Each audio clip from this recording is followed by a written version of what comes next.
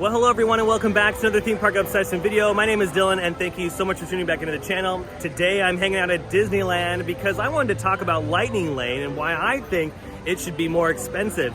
It's too cheap and I think they should raise the price. So let's have some conversation about the latest addition here at Disneyland and dive right in.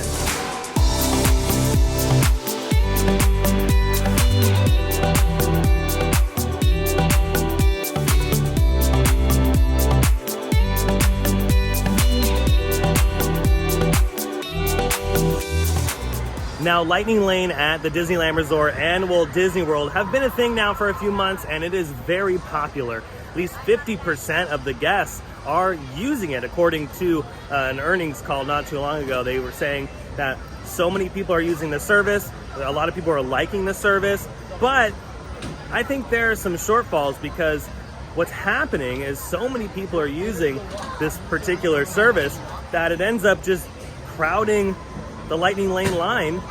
And what I've been noticing is it looks like instead of just waiting in a standby queue, you just paid to wait in another queue, which is the Lightning Lane, because there's that many people. 50% of the park is purchasing Lightning Lane, which is a lot. Say there's 60,000 people in the park, it means 30,000 people are purchasing the service. That is a huge number. And because of those massive numbers, I think that is why a lot of the standby queues are just being bombarded when it comes to the wait time. Like, let's check up on Matterhorn. The standby for Matterhorn right now at the time of filming this is 60 minutes. And by the way, this is a Tuesday, so this is during the week. And this is why. Look at the Lightning Lane. The Lightning Lane is pretty much full. People ready to go to scan in for their attraction. But because there's this many people scanning in and Disney has to take them as a priority, the people in the standby end up having to wait a little bit longer than usual. This ride also doesn't really have bad capacity, and they've improved the attraction over time to increase the capacity. So yeah, this is a result of Lightning Lane. But let's go over to Space Mountain so I can show you another example as to what's going on with the standby and the Lightning Lanes. Space Mountain is always a really good example of how the Lightning Lane kind of changes the dynamic of how the line normally works. The line is posted at a 70-minute wait as of the time of filming this. There's nobody in this particular section. Now, normally a 70-minute wait would probably be all the way out to here. But today, it's not. Because 70 minutes, there's probably only maybe 100 or 200 people in this portion of the queue, which is nothing. The Lightning Lane, on the other hand, actually has a queue sticking outside the building. Like, for science, I'm gonna continue to walk and see where the queue actually begins for this 70-minute wait for Space Mountain. I mean, this, again, would normally not be 70 minutes. Oh yeah, absolutely no way. There's not even a queue underneath this portion of the building. So that means all you're waiting in is inside, and that's a 70-minute wait? The line has clearly moved somewhere else. Instead of it being in the normal section of the attraction, it is now in the Lightning Lane section, and everyone just paid to stand somewhere else. Now, obviously the variables can change depending on the time of week, and if it's a holiday or spring break or whatever, lines could get shorter or longer depending on what's going on. But for just this particular instance, this example, it just seems like everyone's waiting in a different line because there's nobody. This is non-existent. Been kind of keeping an eye on how many people go through the standby versus the Lightning Lane. There is definitely more people going through the Lightning Lane than there are the standby. There's hardly anybody. There's a group of like 4 or 5 people that just walked by, another 2 right now. But look, another 2 or 3 people just went into the Lightning Lane. And look at this, another great example. Look at how long the line is for Lightning Lane versus standby. Only a couple people going into standby. Like I said, the system is very variable. It changes all the time, so it's kind of hard to predict that, like what's going to happen next. But in general, I'm getting the idea still, based on what I've been seeing around the park, that the Lightning Lane is just the new standby lane. Okay, yeah, things are for sure about to change. There's a huge influx of Lightning Lane people and standby, and yeah, massive amount of Lightning Lane people has just walked into the queue. The Lightning Lane queue is right here. Yep, and then there's another line, and just now formed as I just panned over. Yeah, this is actually really fun to watch because, like I said, it just changes all the time. There's also some rides that I believe shouldn't even have Lightning Lane to begin with, like this one, Buzz Lightyear Astro Blasters. Buzz Lightyear Astro Blasters is an Omnimover attraction, just like Haunted Mansion and Spaceship Earth. It continuously moves, it doesn't stop. So why on earth would you have Lightning Lane added to this particular attraction? The ride capacity is already very high. But see, what happens when you add Lightning Lane to a high capacity attraction is it does this to the standby. Look at the standby line. It goes all the way over the extended queue and over here through Tomorrowland, and then they have to have cast members out here doing guest control because Tomorrowland is just very cramped. And they have a bunch of influx of Lightning Lane people going through. It's the line on the other side of the main queue.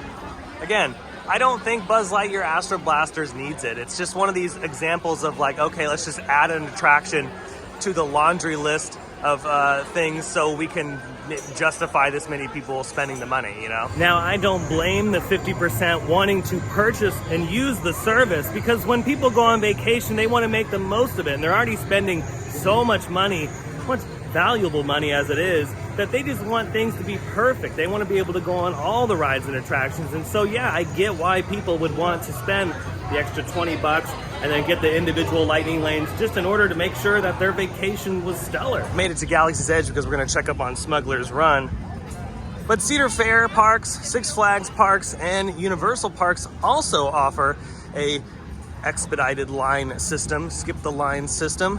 But the difference between all of theirs is it's considerably more expensive, especially on some of the more busier days, the spring and the summer and in the winter. And because the service is considerably more expensive, less people end up purchasing it, which doesn't end up bogging down the normal standby queues. Now let's say that those 30,000 people are in fact purchasing Lightning Lane because we're going to use the 50% mark. They spend the $20 in order to get the service, and then they buy 2 of their individual Lightning Lane passes, so that's about 50 bucks.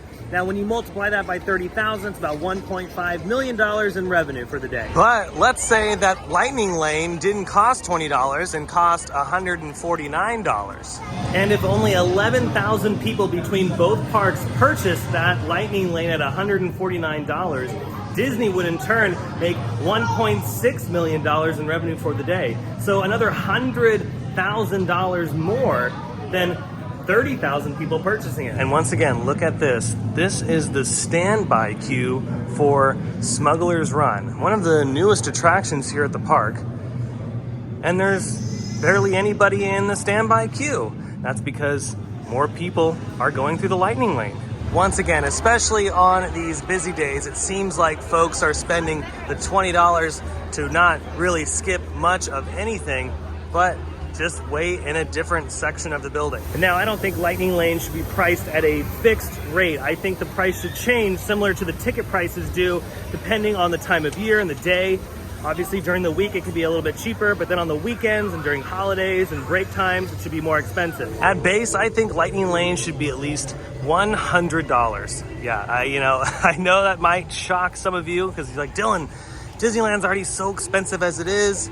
I get it. I know Disneyland is expensive, but at its base, I think Lightning Lane should be $100. And on the more, busy days, yeah, let's bump up the price to $150 or even $200. Universal has been doing this for years, and it's generally pretty successful. So I think they could do the same thing here at Disney, especially since they could make more money long term every day. I mean, if only 11,000 people need to purchase it at $149 for them to not only meet the previous revenue mark, but exceed that by $100,000, then why not?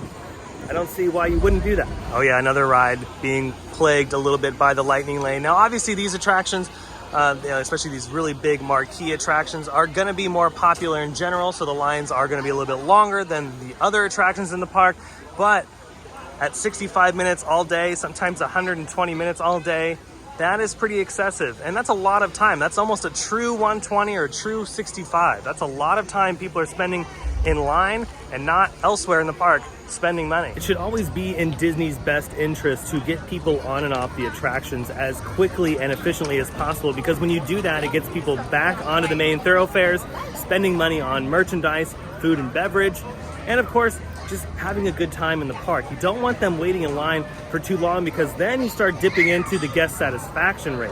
At Lightning Lane's current price and current structure, I don't think it's necessarily helping the guest satisfaction all that much. Maybe on some days it does, but on days where it's very busy and people didn't want to purchase Lightning Lane or are having to spend a long time in attraction queues, that might bog down the guest satisfaction by quite a bit.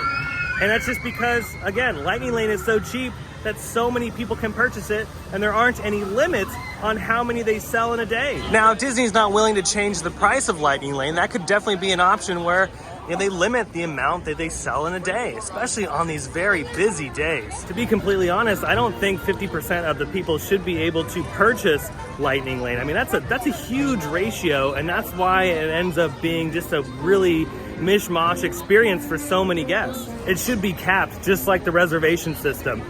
10,000 or 15,000 people should only be able to buy the Lightning Lane. If they limited to only 10 to 15,000 people, that would drastically change the state of the standby queues and, of course, the Lightning Lane queues. That's less people in each, resulting in guest satisfaction on both ends, and, of course, still Disney making money at the end of the day. But let's be real, Disney is a corporation just like all the other theme park companies, and they want to make as much money as possible. So I think the better deal is to charge more money for it. And that's why I think $100 or $149 or even $200 is more of the ballpark of what they should be looking at. Yeah, that's very expensive, but again, the guest satisfaction would be good on both ends of the spectrum. The people that decided not to purchase the service would still be happy because they're not waiting a long time in the lines, because yeah, a lot of the attractions here do have really good capacity.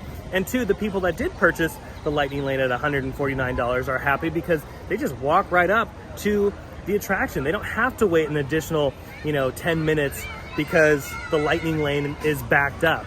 Now, I'm gonna go over to California Adventure because I wanna see if Guardians of the Galaxy is pretty backed up, because it usually does get very backed up.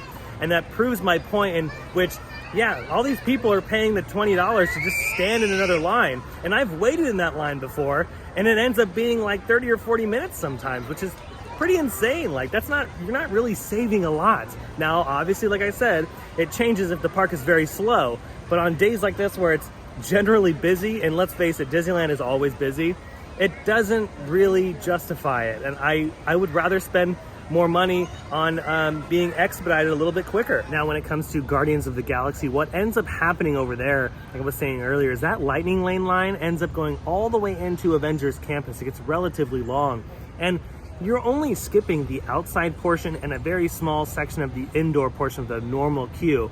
So you're not skipping a bunch, because once you get past that, you still have to go through the pre-show, and then you have to wait for your particular elevator shaft. So you're still having to wait another 20 or 30 minutes, depending on if an elevator is down or not, or if something's happening, or just in general because of the amount of people. So that Guardians of the Galaxy always is one of those examples of yeah, you're not really, again, saving a lot. You're just paying the $20 to then go wait 40 minutes somewhere else. You're pretty much waiting 40 minutes in just another side of the queue. But in conclusion, yes, I think Lightning Lane is far too cheap here at Disneyland and Walt Disney World. I think it should be priced considerably higher because of the amount of people that are coming to these parks, especially Walt Disney World. I mean, that's just a huge tourist destination. And why not charge a premium for something skipping the line, expedited service? Let's charge a little bit more for that. On slower times of the year, it should be the $100. On busier times of year, it should be $150 to $200. Yeah, let's follow in the footsteps of Universal Studios, Six Flags, and Cedar Fair parks. I think that particular model, when it comes to a fast lane, skip the line, fast pass thing, is the right way to do it, because it's priced high enough to where not everyone can purchase it, but it's priced at a price point that enough people will purchase it to get revenue to the park for the day and justify the service in general. But I'm going to turn it right back to you guys. What do you think? Go ahead and comment down below. Do you think Lightning Lane is too cheap, and do you think it's at its current rate ruining the experience here at Disney for you? When was the last time you were here? Did you use Lightning Lane? Was it good? Was it bad? Do you want there to be some improvements? I think so, because yeah, I mean, some days it's pretty good, some days the service works, but then it seems like more times than none, it's doing the opposite. It's just causing a lot of chaos here at Disneyland, and a lot of people are talking about it. So yeah, go ahead and comment down below. I want to know what your thoughts are. But this is fun to do. It's been on my mind. I've been wanting to do this video, and yeah, I hope it brought some sort of value. I hope it sparks up some conversation, especially in the community, because I do want Disney to go back to the drawing board on this and make some changes to Lightning Lane. They're never going to get rid of the service. They're always going to have this paid fast pass thing. So you know what? Since it's here to stay, let's make it a better experience. But that is going to do it for today's video. I hope you enjoyed it. If you did, go ahead and smash the thumbs up button. And if you're new to the channel and you love these videos and more, hit that subscribe button and notification bell to stay up to date on every time I post a new video. I have an Instagram account. I'll leave that link down below in the description. I post there all the time, and you won't want to miss out on all the updates there, because I post updates there that I don't normally post here on YouTube. If you would love to join the Patreon, I'll leave the link down below in the description. It would help out tremendously. I'm going to be doing live streams there. I have special content that I'm going to be only posting to Patreon members, and I have an exclusive Instagram account for all my Patreon members as well. So yeah, if you want to join, it's only $5. I'll leave the link down below in the description. But other than that though, I hope you have a beautiful day, morning, evening, whatever it is. And I'll see you next time in the parks. Bye.